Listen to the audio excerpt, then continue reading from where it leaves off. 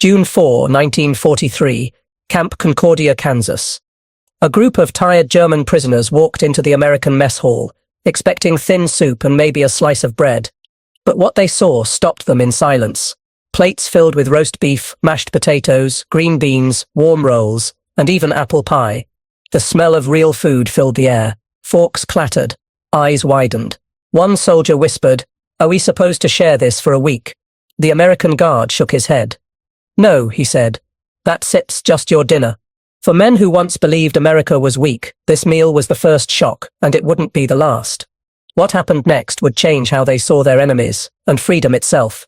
Before we begin, if you love powerful, untold stories from history, make sure to subscribe, leave a like, and watch till the end. This is not a story about war. It's a story about humanity, kindness, and the meal that shattered everything they believed. July 4, 1943. Camp Concordia, Kansas. The sun was high over the plains when the train carrying German prisoners of war came to a slow stop. The men inside were silent, tired, and thin. They had traveled for days from the battlefields of North Africa, through crowded transport ships, and across miles of dusty rail lines in the middle of America. When the doors opened, hot air rushed in. It smelled of grass, diesel, and freedom they no longer had. American guards shouted orders. Some prisoners expected anger or revenge. Instead, they saw calm faces and clean uniforms. Trucks waited to take them to the camp, rows of wooden barracks, tall fences, and guard towers. But even from the gates, the men noticed something strange. Everything looked new, painted, and organized. It didn't look like a place built for hate. After roll call, they were led to the mess hall. It was their first American meal. Most expected watery soup or dry bread. Many whispered that the Americans would starve them.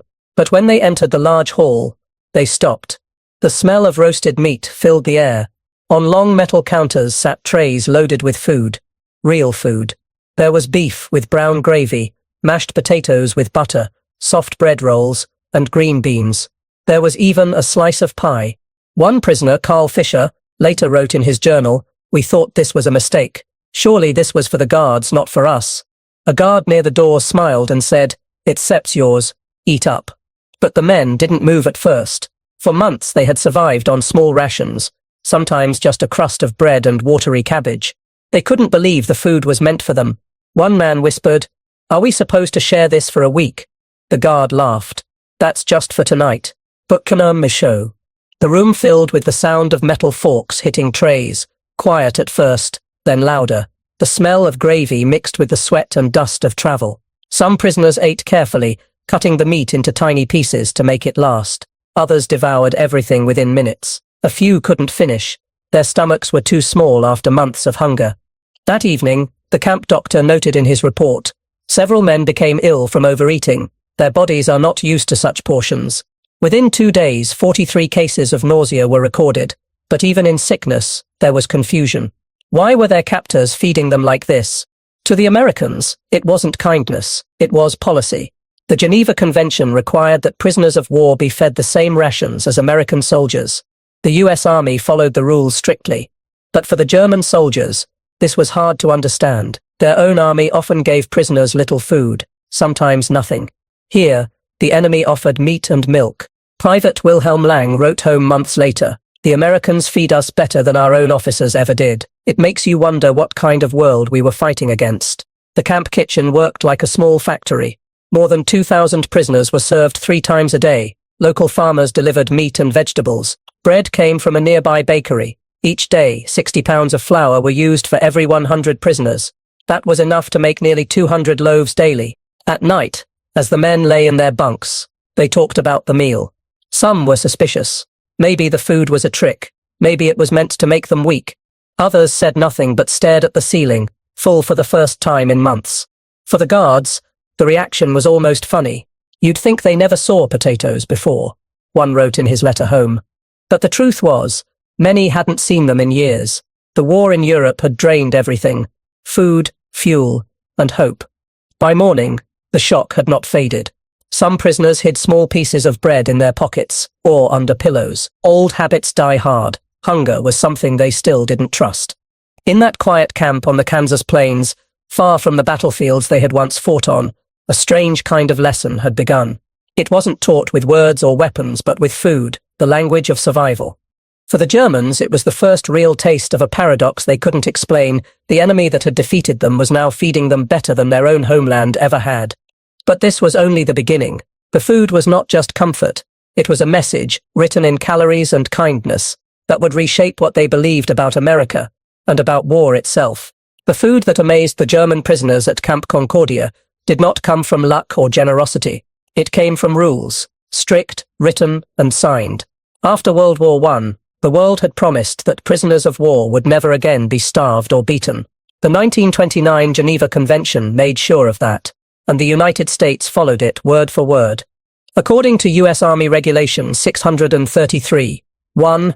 Every German prisoner had to receive the same meals as an American soldier guarding him. That meant meat, vegetables, milk, and dessert, every single day. It was not an act of mercy. It was the law.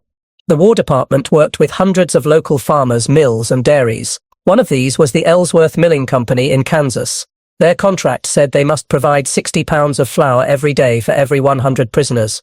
That was enough to bake bread for everyone, plus extra for emergencies. The food orders were carefully tracked. If supplies ran short, trucks from nearby towns filled the gap within hours. The average German prisoner received around 3,200 calories per day, nearly the same as a US Army private, back in Europe. German soldiers were often getting only 1,250 calories a day, barely enough to survive heavy labor. The difference was not just numbers, it was a message. America could afford to feed its enemies better than Germany could feed its own.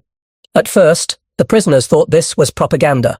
They want us to think they are rich and generous, one man told his bunkmate, but the abundance did not stop after a week or a month. The food kept coming, in the same amount, every single day. Prison diaries show the same surprise again and again. Steak again. They must be testing us, wrote Sergeant Otto Kramer. We have more butter here than my family saw in 5 years, another wrote. The rules were so strict that when food quality dropped, even slightly, officers recorded complaints. In one report, a camp inspector wrote, meat portions were slightly underweight, correction ordered immediately. Every meal was part of a larger system that stretched across America. More than 425,000 German prisoners were kept in US camps between 1942 and 1946. Feeding them all required a nationwide effort, trains, farms, kitchens, and thousands of workers. The American Red Cross also checked the camps to make sure standards were met. They measured the calories, tasted the food, and compared it to soldier rations. When they found the prisoners were actually eating better than the guards, they noted it, but did not stop it. The rules were the rules. For many Germans, this strict fairness was almost impossible to understand. Back home, they had been told that Americans were greedy capitalists who hated them, but here, the same enemy weighed portions to make sure no one went hungry. It created quiet confusion and respect. In one report, Lieutenant Harold Smith, a camp officer, wrote, "They are beginning to understand that discipline does not always mean cruelty." Still, not everyone accepted the food with joy. Some prisoners felt guilty eating so well while their families starved in Europe. Letters home were often filled with mixed emotions. "Mother, I cannot describe it," one man wrote. "They give us coffee with milk, meat with sauce, and fresh bread every morning. But I think of you eating potatoes with salt, and it hurts." For the guards, the generosity served another purpose: control. A well-fed man is calmer, easier to manage, and less likely to escape. Hunger breeds anger, full stomachs bring silence. The policy worked. Concordia saw almost no riots, and very few escape attempts. The prisoners began to understand something deeper. The food was not just about feeding the body, it was about showing power without cruelty, strength without hate. Every bite of mashed potatoes, every slice of bread, every cup of milk carried an invisible message. This is how the free world fights a war. But for men who had spent years under Nazi discipline, living on tiny rations and endless fear, this new reality was overwhelming. Some would struggle to believe it was real. Others would become sick from eating too much, too fast. The next days would test not just their stomachs but their minds, as the abundance they once dreamed of began to turn into something else: confusion, guilt, and even pain. The first few weeks at Camp Concordia were the hardest for many of the German prisoners, not because of punishment, but because of the food. Their bodies and minds could not adjust to the sudden abundance. For men who had gone months on starvation rations, the sight of full plates was both a miracle and a burden. On the second night, the camp doctor, Captain Walter Branson, wrote in his report, "Several prisoners are suffering from stomach cramps and nausea. They are overeating. They do not yet trust that food will come again tomorrow." By the end of that week, 43 cases of illness were recorded. It was not poison or disease, just the shock of too much food, too quickly. Many prisoners had spent months in Africa or Italy, where meals were rare and small. A single slice of bread could mean the difference between living or fainting in the sun. Now, in America, they were given trays so full that many thought they were meant to share. When they realized the food was all theirs, their instincts took over: eat as much as possible before it disappears. The mess hall became a strange theater of habit. Some men ate so fast that they choked. Others hid bread under their coats or wrapped meat in napkins. They could not believe the next meal would come. "We had lived too long in a world where food vanished overnight," one prisoner said later. The guards noticed. They began checking bunks after meals.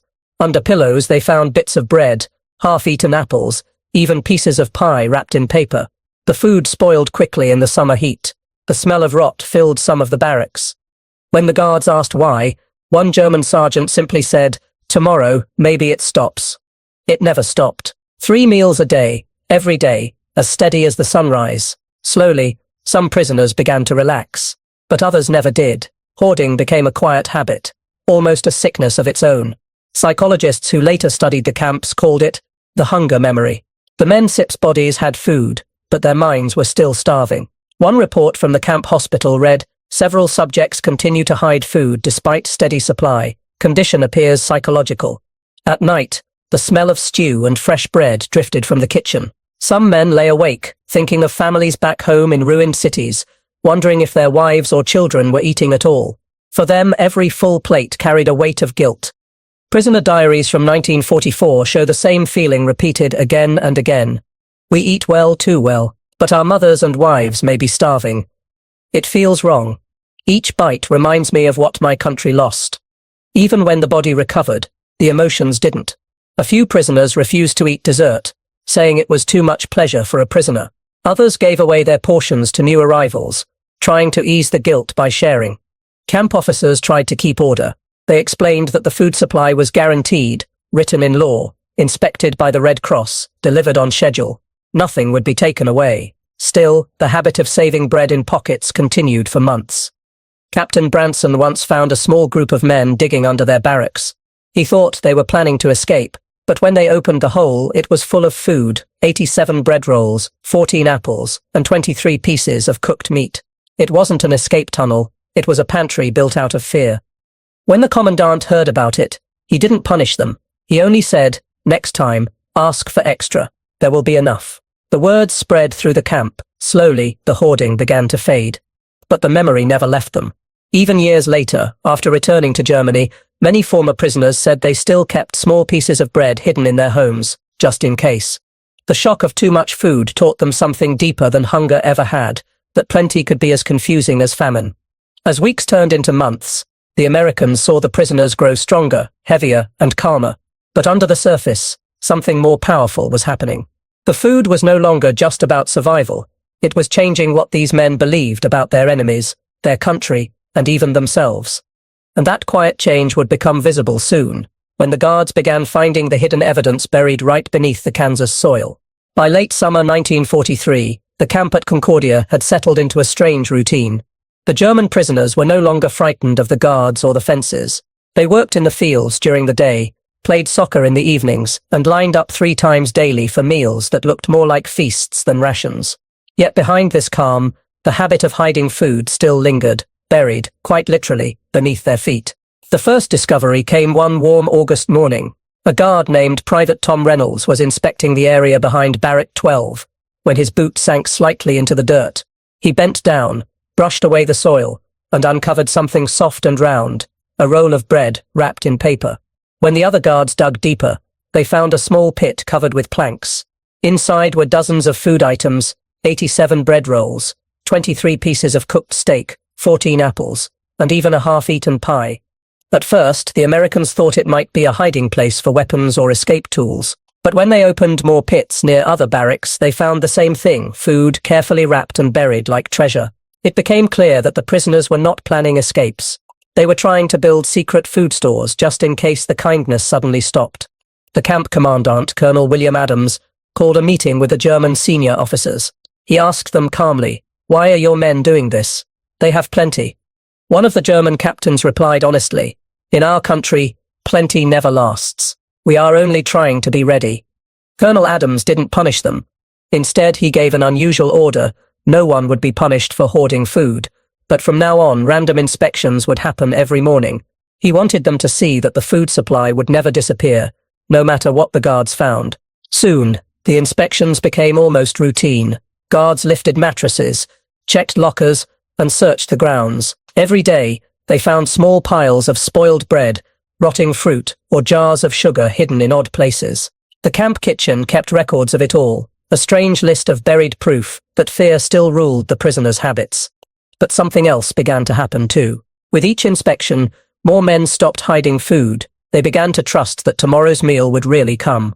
Confidence grew slowly, like a plant in dry soil finally touched by rain. In one diary, a prisoner named Ernst Müller wrote, "The Americans do not lie. Every morning the bread truck arrives. Every noon, the stew smells the same. It is like a clock." The evidence of abundance became impossible to ignore. Camp reports showed that by October, the number of hidden food caches had dropped by nearly 80%. The daily medical logs noted fewer stomach problems, and the guards reported fewer tensions among the men. But trust brought something unexpected: reflection. Some prisoners started writing letters home, describing their new understanding of the enemy. "They fight cleanly," one wrote. "They win with factories, not cruelty." Others admitted quietly that they felt ashamed for believing Nazi propaganda about America's decadent, starving democracy. The American officers collected many of these letters before they were sent, checking them for security reasons. Some were later archived, and they tell a powerful story of disbelief turning into respect. One line appeared again and again in different forms. "This is not what we were told. The enemy feeds us better than our own army." For the Americans, this was more than just good behavior. It was strategy. A fed, calm prisoner caused fewer problems and became easier to manage. But for the Germans, it was something deeper.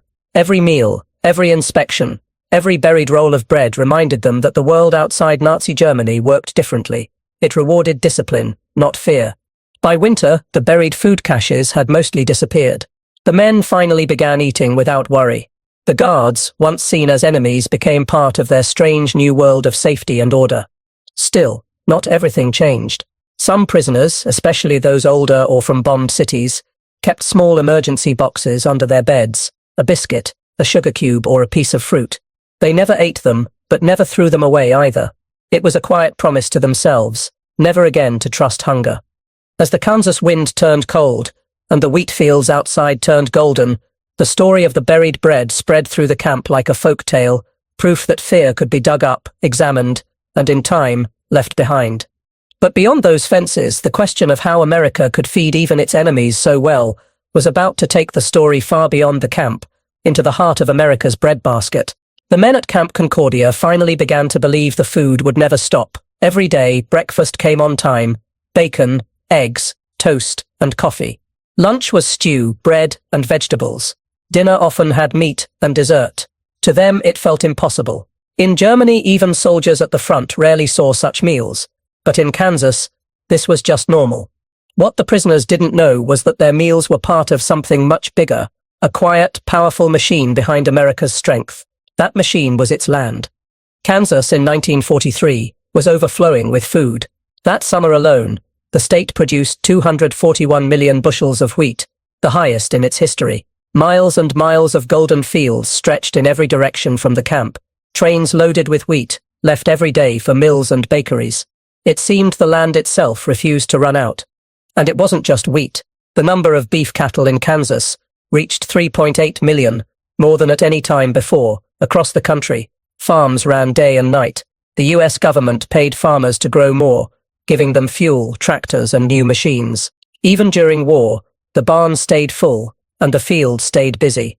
At the Ellsworth Milling Company, the local supplier for Camp Concordia, workers ran 3 full shifts every day. They sent 60 pounds of flour for every 100 prisoners, every single day. That meant bread, rolls, pies, and pancakes for men who once thought bread was a weekly luxury.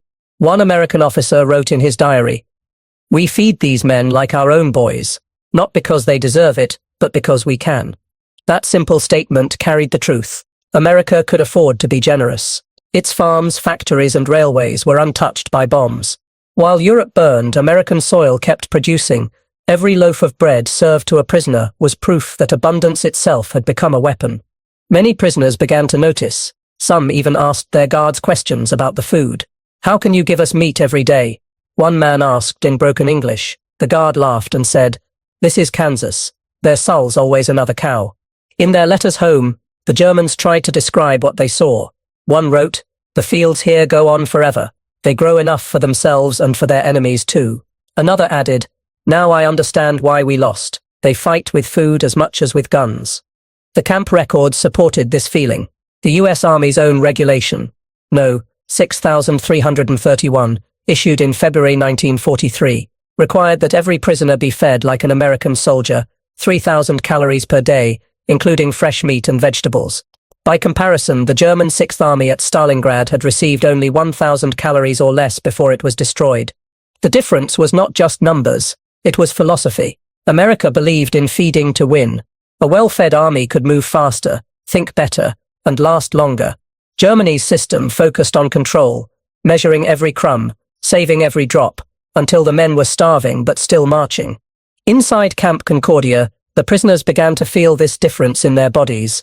Within a few months, most had gained weight, an average of 8 kilograms each, according to camp medical reports. The Red Cross inspector, Dr. Friedrich Bowman, was amazed. He wrote, "The prisoners complain that the portions are too large, in 40 inspections across 3 continents. I have never heard such a complaint." To the Germans, this was almost comical. Men who once fought over bread crusts were now leaving half-eaten pie on their plates. The guards teased them kindly, saying, "What sep's wrong, Hans? Too much cake?" The prisoners would smile shyly and say, "Too much everything." But deep down, this abundance carried a lesson that went far beyond food. It showed that America's strength came not only from its weapons, but from its ability to give and keep giving, to grow more, feed more, and never run out. The prisoners began to see their enemy differently. They realized that power could come from kindness, not cruelty. They had been told that the Americans were weak, soft, spoiled by comfort. But now they saw the truth. It was comfort itself that made them strong. As the winter winds returned to Kansas, the wheat fields turned brown, waiting for spring. But the storerooms at Camp Concordia stayed full, and the kitchen fires never went out. The men no longer buried bread or hid butter. They began to laugh more, sing more, even share jokes with the guards. For the first time since the war began, many of them stopped feeling hungry, not just in their stomachs, but in their hearts. But in another part of America, new groups of prisoners were arriving, men from Italy, from France, and from North Africa. And for them, the shock of abundance would begin all over again. As the months passed, the prisoners at Camp Concordia began to change in ways no one expected. At first, they were proud German soldiers, stiff, silent, and distant. They followed orders, stood tall, and rarely spoke to the Americans. But now, after months of good food, fair treatment, and peaceful days, their hearts started to soften. It began with small things. A prisoner would wave at a guard instead of turning away. Another would help carry supplies to the kitchen. Some even smiled when the guards made jokes. The Americans noticed this change too. One officer wrote in his journal, "These men came here as enemies. Now they greet us like neighbors." Every day, life inside the camp looked a little more normal. The Germans were given work, building furniture, painting, fixing machines, and helping on nearby farms. The US Army paid them 80 cents a day, part in camp money and part in Red Cross coupons. They could spend it at the camp canteen to buy soap, tobacco, postcards, or sweets. This system did more than keep them busy. It gave them purpose. The men who once carried rifles now carried tools. They began to take pride in their work again. One German carpenter even built wooden toys for the American Guards' children. When he handed one to a sergeant, the man was surprised. "For my boy?" he asked. The prisoner smiled and said softly, "Yes, for peace." Outside the camp, the people of Concordia were also changing. At first, many locals feared the idea of enemy soldiers living nearby. Mothers warned their children to stay away from the fences. But soon they saw that these enemies were not monsters. They were just young men far from home. Farmers especially began to appreciate their help. During harvest season, hundreds of German prisoners were sent to local farms under guard. They worked hard, laughed, and even sang old songs while picking wheat and corn. Many American farmers later said they worked better than most hired hands. In one letter, a Kansas farmer, Sepp's wife, wrote, "I was nervous at first, but these boys are polite and kind. They thank me for every meal. Sometimes they remind me of my own sons." The rules said there could be no friendships, but kindness often found a way. Farmers sometimes gave the prisoners extra cookies or lemonade on hot days. And when Christmas came, something remarkable happened. The people of Concordia sent gifts to the camp. There were boxes of fruit, cakes, and cards that said things like, "Peace on earth, even for you." The prisoners were deeply moved. Many cried that night, reading messages from strangers in a foreign language that still managed to touch their hearts. One German sergeant told his men, "If our people treated prisoners like this, maybe the world would look different." The camp's American commander, Major Joseph B. Kilgore, believed the same thing. He said, "If we teach these men how decent people live, maybe they'll take it home with them." That became the quiet mission of Camp Concordia, not to punish, but to teach. Education classes were started. The Red Cross and YMCA brought books, maps, and even chalkboards. The prisoners could study English, geography, or history. Some learned how the US government worked, about democracy and freedom of speech. One of the teachers, Sergeant Robert Willis, said, "They asked me how our elections work. I told them, fate, we vote, even against our leaders, and no one is punished." Fate. They couldn't believe it. For many German prisoners, this was the first time they had seen freedom in action, not as a word, but as a way of life. The guards treated them fairly, the people treated them kindly, and no one forced them to believe anything. As spring came again, the camp felt less like a prison, and more like a small town behind fences. The men played soccer in the afternoons and performed music in the evenings. They built a small stage and organized plays, some funny, some sad. Even the guards came to watch, clapping and laughing along. A prisoner named Otto wrote in his diary, "I came here thinking America was my enemy, but every day I see that freedom feeds people better than fear." By the end of 1944, Camp Concordia had one of the best records of any POW camp in the United States. There were no escapes, no violence, and almost no punishment reports. The Red Cross praised it as a model of humanity in wartime. But the war outside was still raging. In Europe, cities burned and soldiers died by the thousands. Inside the camp, radios reported news of battles at Normandy and the fall of Berlin. Many prisoners wept when they heard that their hometowns were destroyed. Still, they were safe in Kansas, fed, healthy, and treated with respect. And when the war finally ended in May 1945, many said goodbye to their guards with tears in their eyes. Some even shook hands through the barbed wire. Before leaving, one prisoner said to a guard, "When I go home, I will tell my children that kindness defeated us more than bullets did." It was a quiet truth, one that would live long after the war ended. By the summer of 1945, the war in Europe was over. The guns were silent, the tanks stopped moving, and cities across Germany lay in ruins.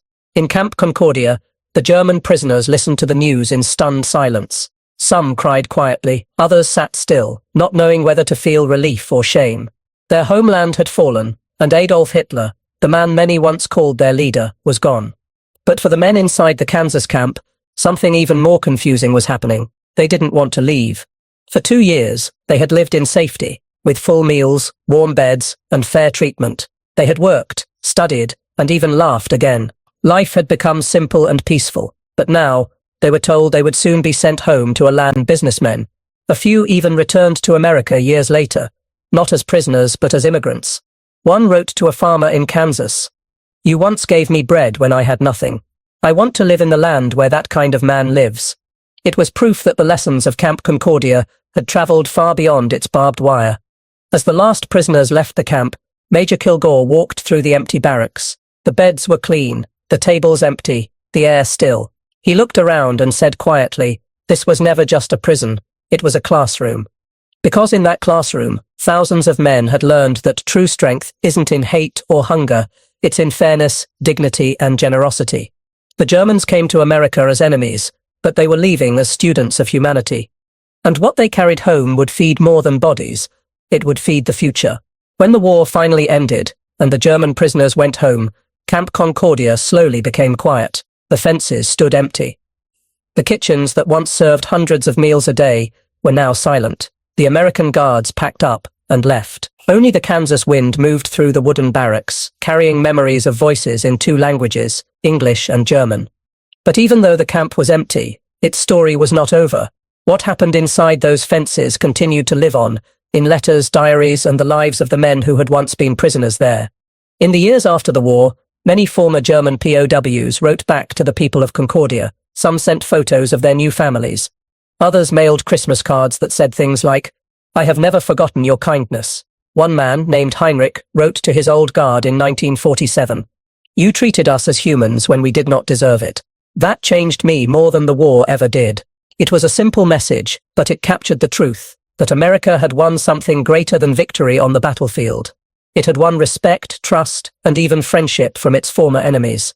Back in Germany, many of the returning prisoners shared stories that sounded almost unbelievable. They told their families how the Americans had fed them well, allowed them to work, and treated them with fairness. Some even told stories of being given books, soap, or warm clothes by local Americans. At first, people didn't believe them. "That can't be true," one woman said. "Why would your enemies treat you kindly?" But when more and more men told the same story, the truth began to spread. Historians later found that this experience helped shape how post-war Germany rebuilt itself. The men who had seen America's example came home with new ideas about freedom, fairness, and dignity. They had lived in a place where guards and prisoners could shake hands, where even in war, humanity was not forgotten. In the 1950s, some of those same men joined Germany's new army, the Bundeswehr, built under democratic values. Many officers later said that their time in American POW camps taught them how to lead with respect instead of fear. One said, "We learned discipline from Germany, but we learned decency from America." Camp Concordia itself became a quiet landmark. The buildings slowly fell apart, but people in Kansas still remembered the time when thousands of German soldiers lived just outside their town. Farmers told their children, "Those men helped harvest our wheat one summer." Others kept wooden toys or carvings made by the prisoners as family treasures. Years later, in the 1980s, historians visited the site. They found old coins, buttons, and bits of German writing scratched into the wood. One message, carved deep into a bunk frame, said simply, "Danke, America." The story of the camp also became part of a larger lesson about war. While much of the world remembered the battles, Normandy, Stalingrad, Iwo Jima, the story of how America treated its prisoners showed another side of victory. It showed that real power is not only in weapons, but in mercy. When people talked about World War II, they often said that America's greatest strength was its industry, its ships, planes, and tanks. But those who had lived in the camps knew something different. America's greatest weapon was its abundance, and its willingness to share it, even with those whom they no longer recognized. The US Army began preparing the transfer. Records show that by September 1945, more than 370,000 German POWs were being sent from American camps back to Europe. Concordia alone prepared hundreds each week. Before departure, every man received a medical check, clean clothes, and a small package with soap, cigarettes, and a Red Cross letter. Some were eager to go home. "I want to see my family," said one prisoner named Carl. "Even if everything is gone." But others were afraid. "We serverheard there, Seb, there's nothing left. No food, no homes." Another said, "Here we eat 3 times a day. Over there, people starve." And he wasn't wrong. Germany in 1945 was starving. Allied reports showed that many civilians were living on less than 1,200 calories a day, mostly bread and potatoes. There were no cows left in many regions. Whole cities like Hamburg and Dresden were piles of ashes. So when the first groups of Concordia prisoners were shipped out, something strange happened. Several begged to stay. A few even offered to keep working for free on local farms. "Let me earn my way," one pleaded to the camp commander. "I don't sure want to go back to hunger." Of course, the rules didn't allow that. They were soldiers, and soldiers had to return home. On the day of departure, the mood was heavy. The prisoners packed their few belongings, books, hand-carved wooden toys, small gifts from the Americans.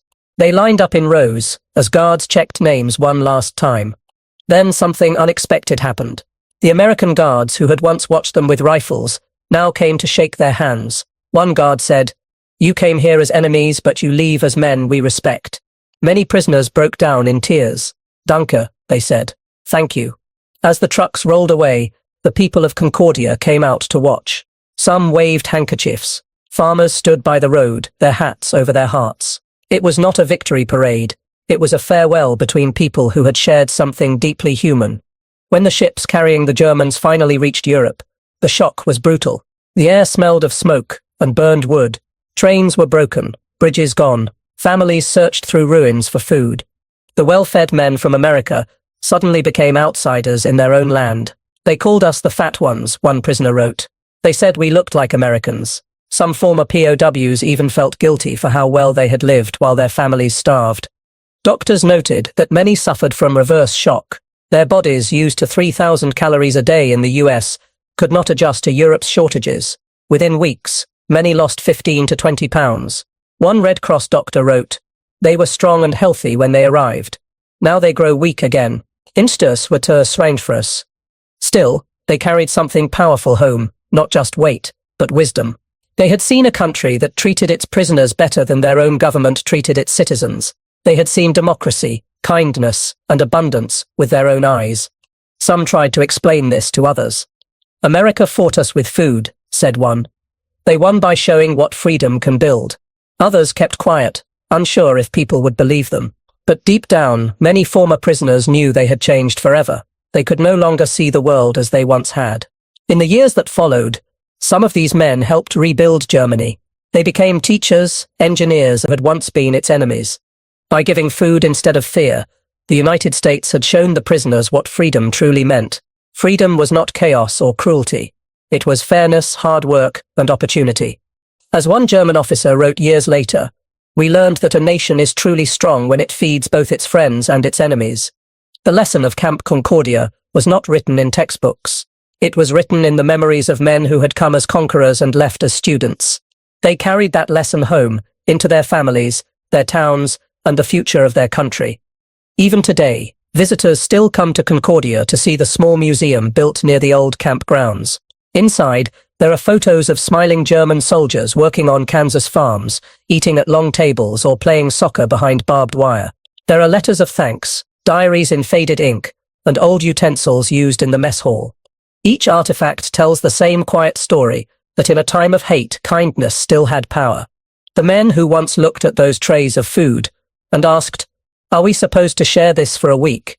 had learned that abundance was not an insult, but an invitation to see that a free society could be strong because it cared for others, not in spite of it. And so the story ends where it began, with food on a table and disbelief in the air. Only this time, the disbelief is not about the size of the portions, but about the size of the hearts that offered them. In the end, America's greatest victory was not won with bombs or bullets, but with bread, fairness, and faith in humanity. Because sometimes the most powerful thing you can give an enemy is kindness.